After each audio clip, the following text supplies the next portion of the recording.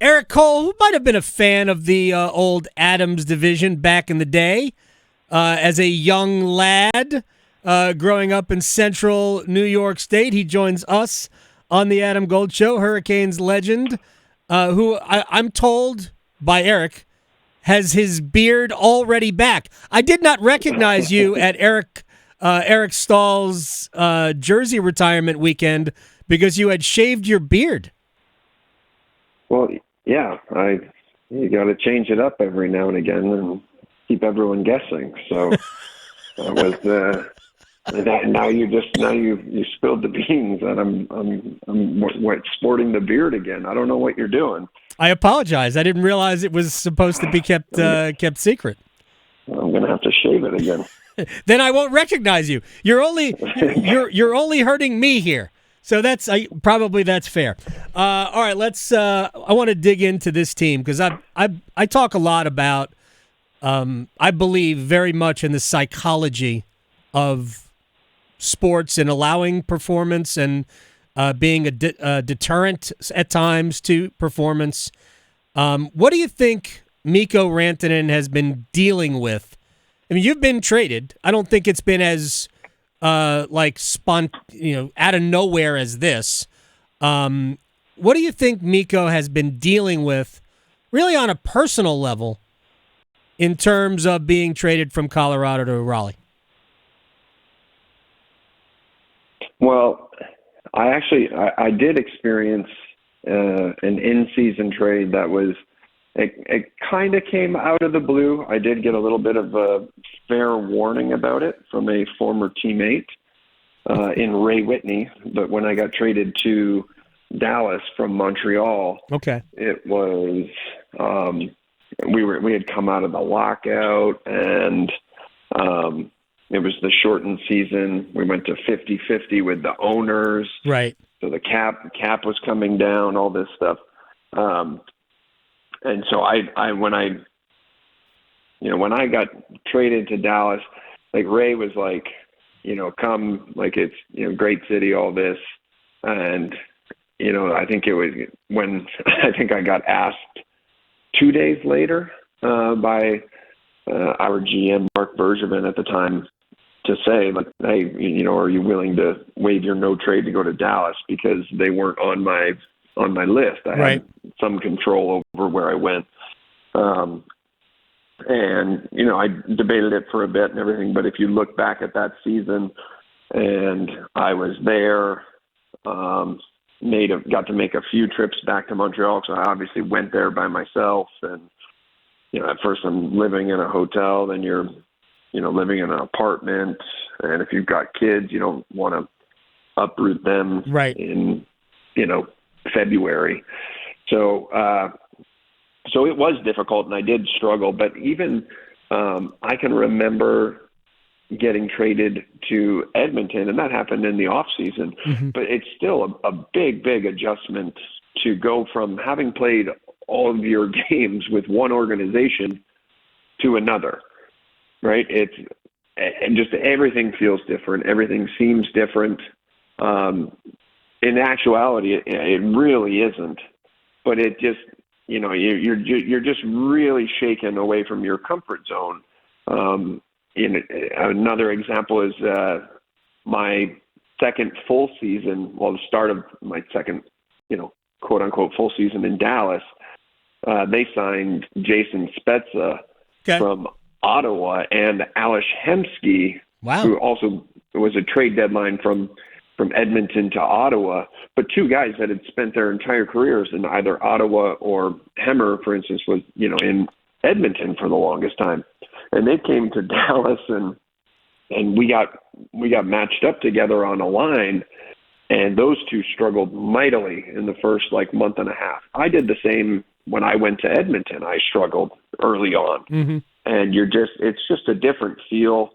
But when you spend so much time in one city with one organization, and with, he was part of the core. Yeah. So that's he and a group of players playing together for a number of years with, some moving parts coming in and out here and there over the years. It is difficult. So I do have, some empathy for him in terms of the adjustment. And then on top of that, it's, the minutes aren't the same. Situations that you're playing in aren't exactly the same. Right. There's a lot to take in with it. So there does need to be a grace period, I think, on a bunch of levels. But with that being said, time is of the essence a little bit, and like the team just needs to, they need to have honest conversations with the player and with his agent, and hey, like, do you think that this is going to be a good fit for you? Like, you'll adjust to it, or if not,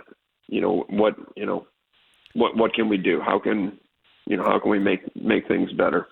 Erik Cole is joining us here on the Adam Gold Show. We know the system that Colorado plays and the system that the Hurricanes play are not the same. How hard of an adjustment should it be for a player of Mikko Rantanen's level to adjust to a different system? I venture to say that it's not even so much to say like he's adjusting to a different system. It's like he's actually playing where there is a system. And I think especially in Colorado with their top players, their top guys all play well over 20 minutes. Yes. That isn't like the norm here. The norm here is a lot more balance, and the depth of the team is part of the strength. And so when you go from playing less minutes, you're maybe not being in certain situations right away. And, some of that is, the coach knows who you are as a player, but he, guys have already kind of established where they are, within this team or through this season. And, it's going to take some time to figure out, who fits in where the best, like what's best for everybody. It's not just what's best for one player. And it's just, it's going to be an adjustment. I mean, would I be concerned with him, learning a system or learning how to play in the Hurricane system? No, not at all. He's an intelligent hockey player. It's a different feel. Have you noticed, and this could be people like me imagining things because it's obviously not gone well offensively. The Hurricanes, in games that he has played, in the 8 games he's played, the Hurricanes have scored just 15 goals.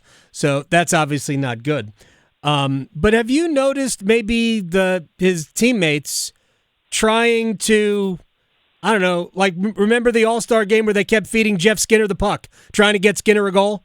Have you noticed maybe the team changing the way they play to kind of help out Mikko, or are people like me imagining it because I allow for that? Well, it's not uncommon for that to happen, especially, a player with his resume coming into the team, and, no matter who he's playing with, you're going to feel some urgency to get him the puck. I used to feel like that every time I got put on Ronnie's line. I'd be like, and I'd be nervous, coming back to the bench because I didn't give Jeff O'Neill a pass right where he wanted it, and he wasn't shy about letting me know it. You know what I mean? So there are little things like that where, yeah, maybe they're forcing the issue a little bit to him, trying, but when you really look at where he's been playing and who he's been playing with, he's been playing with, Nathan MacKinnon, who's, one of the best in the world, right, in my opinion, and has been for a long time. And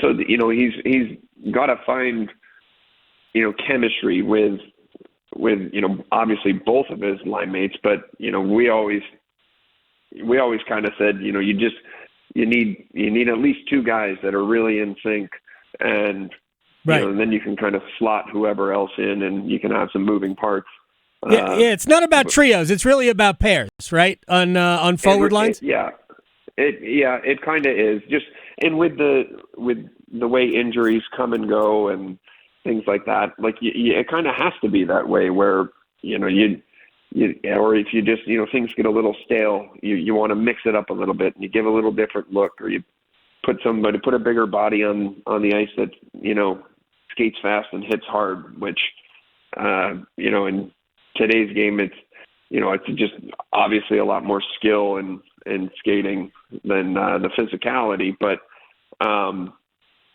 I think he's still in my opinion what needs to be considered the grace period of trying to adjust and be able to take a deep breath and get comfortable. And I think he's still kind of going through it. And it just, it happens to be, in the dog days of the season and after a Four Nations, tournament that, took the place of the, All-Star weekend. So it's a little adjustment for everybody, really. This kind of different setup and everything. It's it's like an Olympic year, but not quite an Olympic year, and you know what I mean. Like it's just different, and I think if you look at the teams that were had a good rhythm going into the break, I think a lot of them have kind of stumbled a little bit, maybe not in the wins and losses, but just performance-wise, I would say that nobody really feels like they're playing really good hockey right now. Like, or they've got better. Erik Cole, a Stanley Cup champ. Real quick before I let you go, because the other part of this is Sebastian Aho, who I know he's hard on himself because he has a high standard for the way he plays. And I almost feel like he has really been wearing the burden of making life easier on Rantanen. How much of, if Aho is playing better, don't you think Mikko plays better? I think that there's always, I always say this, there's this phrase I use quite frequently that Sean Hill taught me a long time ago, is mind your own bobber. Yeah. And sometimes you just, there's always enough in your game, your own game, to worry about or to pay attention to, that, you should never be, carrying somebody else's, struggles, right. On your shoulders. It's hard enough out there. So, whether that's the case or not, or maybe, Sebastian just is kind of taking that on a little bit, having, he's a, fellow countryman and everything. It could possibly be a situation where, he's trying really, really hard to make this work and to, help Mikko, become a lot more comfortable here. Right. At the same time, like it certainly can influence or affect, your own play. It just seems to me like everybody's trying to impress the pretty girl, rather than just be yourself and let the pretty girl just know who you are. Like I don't understand that analogy. Neither do I. It never worked for me. It never worked for me, and they should stop trying it. Erik Cole, bearded or not, one of my all-timers. Thank you so much, sir. I will see you and talk to you soon. Sounds good, bud. Anytime. I got it, man. Take care. Erik Cole, the Adam Gold Show. I didn't realize he was trying to keep it secret that he had shaved and then grown it back. I warned him about you asking about butt shots, but he didn't. Okay. No, I didn't. I don't recall. See, here's the thing. I have said this about Andrei Svechnikov. I want Andrei to play like Cole did. If Andrei Svechnikov could just watch, this is no joke. I'm not blowing smoke up anybody. If Andrei Svechnikov watched Erik Cole highlight tapes and just played like that, Andrei would be way better. Yes. Way better. We don't need anything fancy. I'm not saying that Erik didn't have a high level of skill. He did. But just direct. Just be fast. Be mean at times.